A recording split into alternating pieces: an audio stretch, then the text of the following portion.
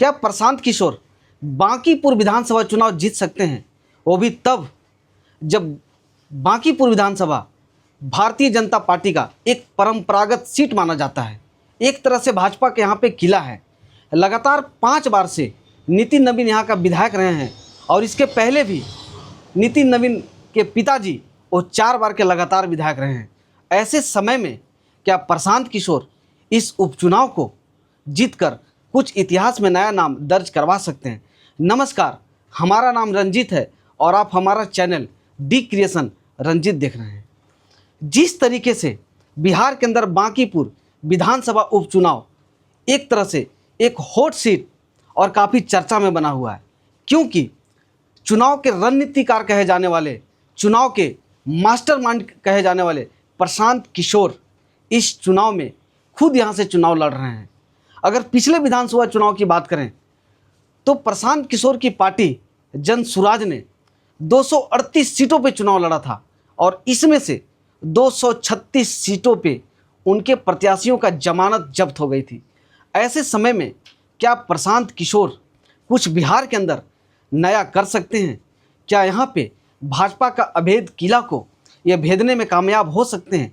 क्योंकि जिस तरीके से सोशल मीडिया में प्रशांत किशोर का जलवा रहता है, अगर वाकई में अगर ये जलवा और ये जो जन सैलाब है अगर ये वोट में कन्वर्ट होता है तो वाकई में प्रशांत किशोर इस बांकीपुर विधानसभा चुनाव को जीत सकते हैं।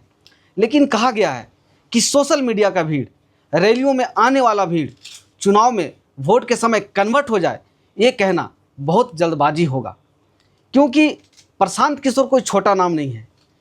देश के कितने राज्यों में वो अपने दम पे, अपने रणनीतिकार के बदौलत अलग अलग पार्टियों को साथ देकर, उन्हें सलाह देकर वहाँ पे सरकार बनाने में उनकी कामयाबी हासिल हुई है। यहाँ तक कि तमिलनाडु में जब विजय थालापति की सरकार बनी तो चुनाव के मुख्य रणनीतिकार के रूप में प्रशांत किशोर ही थे। लेकिन बिहार विधानसभा के चुनाव की बात करें पिछले बार का, तो इनका परफॉर्मेंस, जन सुराज का परफॉर्मेंस लगभग न के बराबर था।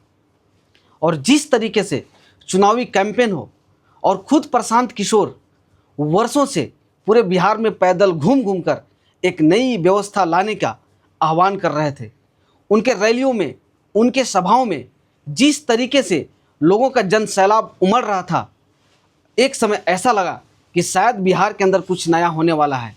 लेकिन बिहार आज भी जाति और धर्म में से उठकर कभी वोट नहीं किया है। बिहार एक ऐसा राज्य है जहां जाति और धर्म देखकर वोट किया जाता है। अगर बांकीपुर की बात करें तो यहाँ पे स्वर्ण जाति लगभग 6-7% है, राजपूत भी लगभग इतना है, मुस्लिम लगभग 10 से 12% है और अन्य में लगभग इसके अलावे हैं।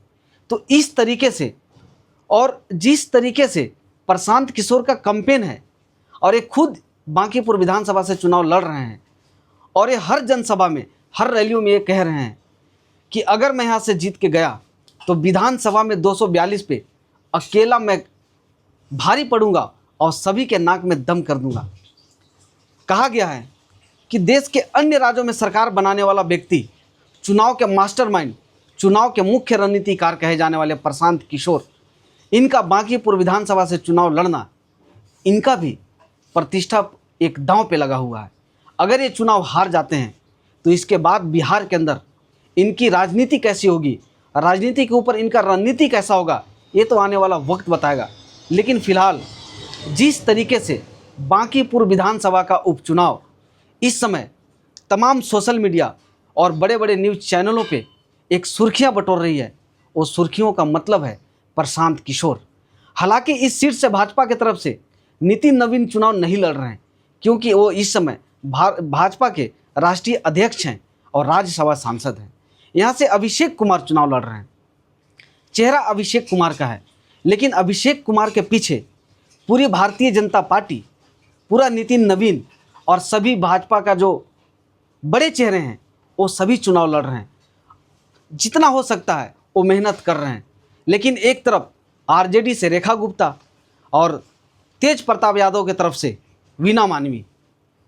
अब ये समझ नहीं आ रहा है कि रेखा गुप्ता को लोग कहाँ देख रहे हैं, वीना मानवी को कहाँ देख रहे हैं। लेकिन अगर बात प्रशांत किशोर की करें तो फिलहाल प्रशांत किशोर के सामने न तो बिना मानवी टिक सकती है और न ही रेखा गुप्ता। तो अगर यूं कहें कि ये चुनाव सीधा सीधी अभिषेक कुमार बनाम प्रशांत किशोर है तो शायद ये कहना गलत नहीं होगा। बाकी चुनाव का रिजल्ट, चुनाव का परिणाम और अभी का जो भी हालात है वो तो आने वाला वक्त बताएगा कि बांकीपुर विधानसभा उपचुनाव में किसकी हार होती है, किसकी जीत होती है। लेकिन इस समय जिस तरीके से खास करके प्रशांत किशोर गांव-गांव में जाकर जिस तरीके से सभा कर रहे हैं, जनसभा कर रहे हैं, रैलियां कर रहे हैं और लोगों से 1 to 1 मुलाकात कर रहे हैं, शायद बिहार में कुछ नया हो जाए।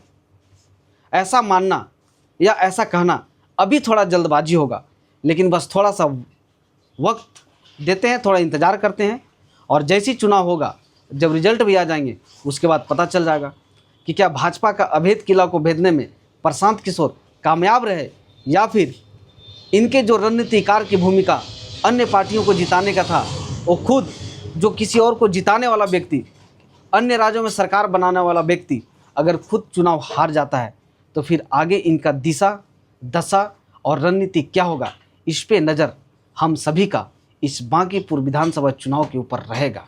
तब तक के लिए आप सभी को जय हिंद, वंदे मातरम।